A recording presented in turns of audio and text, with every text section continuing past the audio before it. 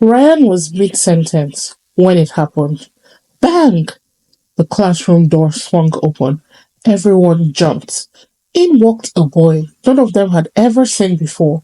Tall, calm, sharp brown eyes that scanned the room like he was already solving something. His name was Chuka, and he was dressed like he knew exactly who he was. Button-down shirts, neat jeans, clean sneakers. Not flashy, but confident.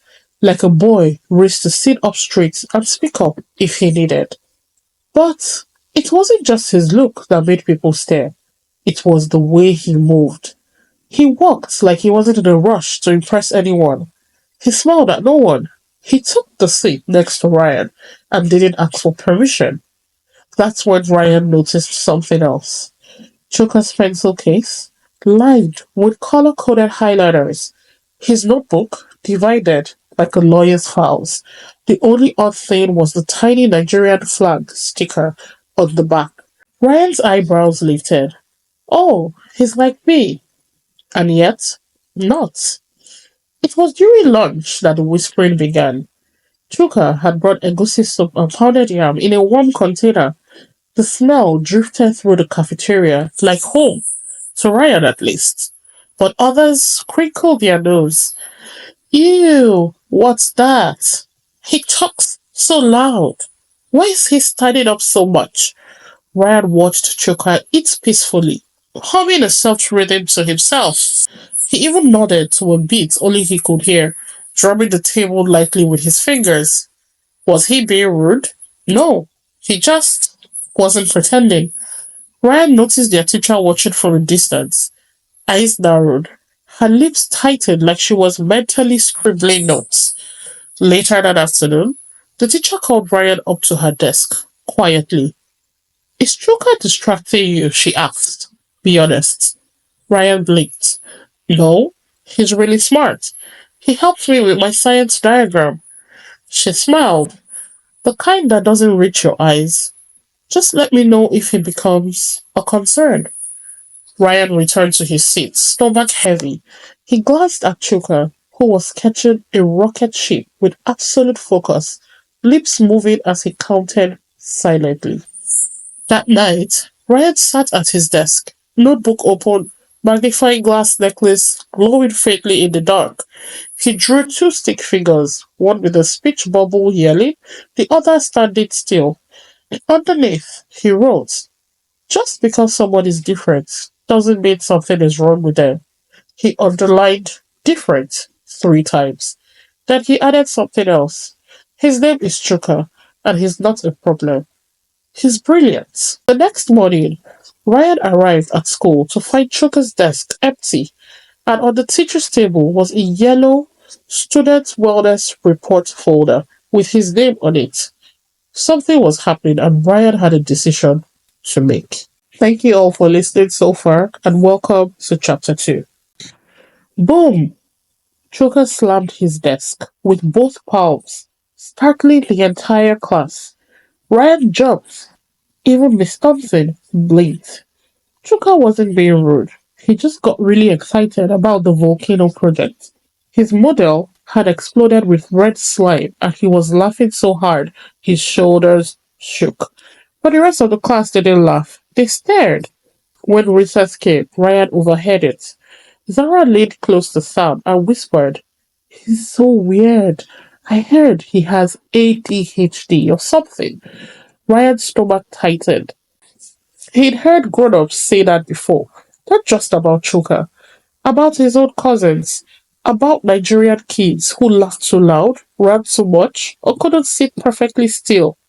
He glanced at Chuka, now racing ahead of everyone on the soccer field, making his own sound effects as he played. Zo, bam, pow, boom. Ryan half smiled. Back home in Nigeria, boys like Chuka were everywhere. Loud, wild, smart, funny, and full of stories. No one thought something was wrong with them. But here, can't he just act normal? Zara rolled her eyes as she joined Ryan at the bench. He wanted to say something, to explain, but the words got stuck. What if Zara got mad?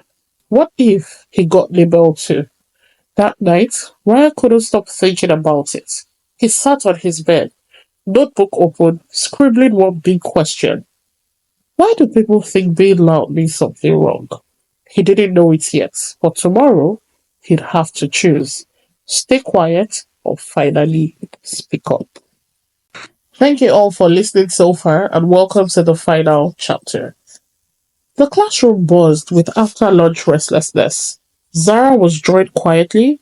Jaden played with his eraser, but all heads turned when Chuka jumped up and started narrating his drawing, arms flailing like fireworks. This is a volcano monster, and it shoots lava. Not red lava, purple lava. Because it's allergic to red. The class burst into laughter. Even the teacher paused. Then Zara leaned in close to Ryan, whispering with a smug look. Told you, ADHD. Ryan's heart sank. He looked at Chuka, still buzzing with ideas, waving his paper like a victory flag. But instead of embarrassment, he saw joy. Pure, unfiltered joy. And that's when Ryan stood up. He didn't raise his voice. He didn't even look angry.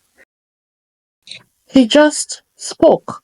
Back in Lagos, my cousins would shout across the streets just to say hi. That's how we show love. It's not too much. It's just us. The room went quiet. Chuka blinked. Zara lowered her pencil. Ryan turned toward the teacher. I'm not saying Chuka doesn't need support, but being loud doesn't mean something's wrong. Sometimes being loud is just being alive. There was nothing more to say. The teacher nodded slowly. Zara didn't say a word, but Ryan noticed her looking at Chuka differently this time. Not with pity, just curiosity. And Chuka, he handed Ryan a new volcano monster drawing with "For Ryan" scribbled in the corner. Then, with the biggest grin, he whispered, You are invited to my lava kingdom. The classroom didn't change overnight, but from that moment, Ryan did, because he learned that sometimes you don't need to fight a label, you just have to speak the truth behind it. Thank you for listening so far. We hope you have learned a lot from the story. Remember not to put a label on people, especially if you do not have any adequate information and proof. The Adventures of Little Ryan book series is now selling on Amazon. Click the link in the bio of this page or in the video description below to purchase, and we will see you next time on The Adventures of Little Ryan.